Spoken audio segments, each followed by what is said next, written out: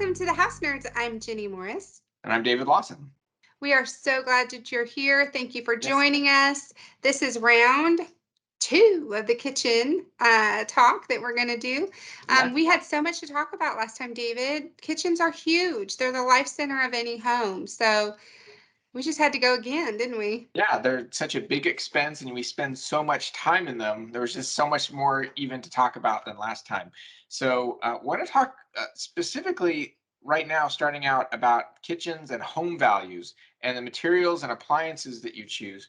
Right now we're in a seller's market. People can sell anything with four walls, right? I mean, it's got to have a Pretty sink, much. a stove.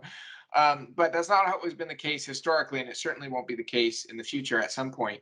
And so, being a buyer's market, there might be three houses with the same floor plan in your subdivision, and the house that people are going to look at first is probably the upgraded one. The other thing is, if a home has already sold on your street and it looks a certain way, and then you go to sell your home against that previous home sale, you better bet that if you're going to ask for a higher dollar, that it matches or exceeds the expectation of the previously existing home. Is that so? Is that how it works with home values and what people are seeing in comps? If a home was appraised and it was not a cash sale, absolutely, appraisers are taking a look at the amenities involved Okay. in a home, and the square footage. All of that is taken into consideration. Okay, cool. So let's talk about the amenities then in the kitchen, choosing cabinets, choosing countertops, choosing appliances. I usually kind of direct people to mid-range appliances. They don't have to go the super, super high end and spend tens of thousands of dollars, but you also don't want to put in super cheap stuff.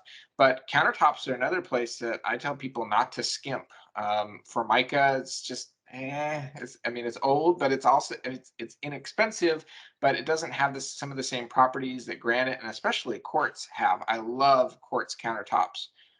Yeah, if you're an investor, for instance, if you're creating an investment home that's going to be a rental, a lot of people back in the day were using Formica and things like that, and they were having to replace it because it Oh, would melt, it would burn, there would be cuts from renters cutting directly on it, and you don't have that with quartz. You also don't have that with marble, but a lot of people don't want to spend the money for a beautiful marble surface. Quartz is definitely a better option, but I will say, if you're going to spend loads of money, the kitchen is the place to do it. I'd say the kitchen and the bathroom. I think we've said that right. before, haven't we? Right. They certainly are the most expensive rooms.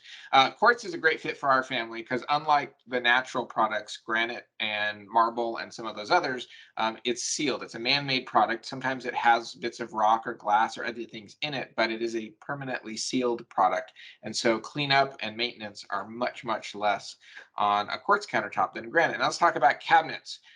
Themselves. There's builder grade where you can kind of just go down to the store and pop in the standard sizes and kind of standard looks, maybe a raised panel if you're lucky, or a shaker style. But then we kind of get into some kind of semi-custom like IKEA, or full custom cabinets. But the materials that you build the cabinets out of also affect the value. They can be particle board. They can be, some people build cabinets out of plywood. I counsel most people to choose melamine, which is a particle board coated with a plastic, super easy to clean up, a low cost, but the easiest to wipe spills out of, and keep clean. Yeah, and there's some beautiful ways to, let's say you want to do a budget cabinet, but you want to have a face on it that's a little bit more high end and more personal in style. You can do that on a budget by having your inside, the guts of your cabinet being more budget friendly, and then just have the frontward facing cabinet faces be Right. more Or, creative and or leaving decorative. existing cabinets. You're doing a remodel, leaving There the you go. existing cabinets and taking the face off, redoing the frame and the doors. Absolutely. I mean, that's a huge cost savings. I'm a penny pincher, so I'm always looking for ways to reuse, resource, and all of that. If you Yeah. notice, I'm sure a lot of you are on DIY programs and whatnot. Just to emphasize this a little more, just think about the rooms that they end up redoing. It's always the kitchen, the bathroom, the living room. They don't really touch the bedrooms all that much. Right. The bedrooms are just boxes for the most part, right? They might paint them or do an accent wall, but really where you're spending the money is in those common living areas. Yeah, and those are the ones, let's face it, if you're entertaining, they're where you're going to be. They're the life of the home. So that's where hopefully you're going to spend the majority of your budget. That and foundation areas, electrical, plumbing, pre-planning. I know you had thoughts about an outdoor kitchen area. Right. Which is the next kind of thing that we see in preparing kitchens and home design, especially here in the South where people have pools and lots of outdoor patios, entertaining space. So even if you're not going to install a outdoor kitchen, and you're designing a new home, but you got patio space, I always recommend people plumb and put in the electrical. It's only going to be a few $100s extra to do those things now. Whereas later it could be a few thousand to trench and tie into the panel and all sorts of other stuff. So it's a great way to, like you said before, pre-game, but also that is part of the space. So we want to talk about appliances and countertops and all those things out there because we can have an actual kitchen where we can work outside with a stainless sink and a stainless grill. It's a great place, great way to have that space common for people coming over and stuff.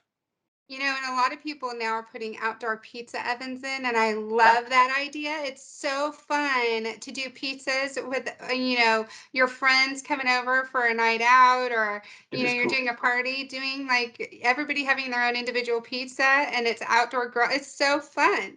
So Yeah. again, pre-game, because if you don't use a space, the next person after you who buys your space is gonna want to use it. Right. So we talked about, the resale value. And even if you haven't put those things in, right, showing that they're pre-plumbed for somebody who may install a pool later or something else is a great feature. Yeah, it definitely allows a potential buyer to envision themselves in their new space, and that is all about selling a property. And right now, like you said, we're in a market, but that is soon going to change, and we're going to that type of situation or scenario is going to be a huge selling point. Yeah. So the only thing that I would leave people with is if you think you want to redo your kitchen to sell your house, don't don't redo your kitchen for somebody else. Right? Amen. Yes, Do your full kitchen for equity. you. Make the kitchen the Yes. best the best it is. Live in it, use it. Certainly, it is an investment and part of the asset. But don't just do the kitchen for somebody else. Yeah, now's a great time. If you've got equity in your property, do a HELOC. Get some cash out of your property, See and you for that, right? yeah, see me for that.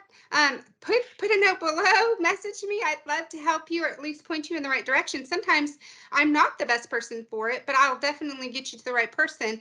But it's a great time to maybe do some of those changes or upgrades that you've wanted to do forever, but you just haven't done it. Well, now you've probably got equity in your property to do it. So Cool. now's a good time. All right. Well, thanks for joining us today. Good seeing you, Jenny. You too. I hope that you have a great day and thanks for joining us. Bye.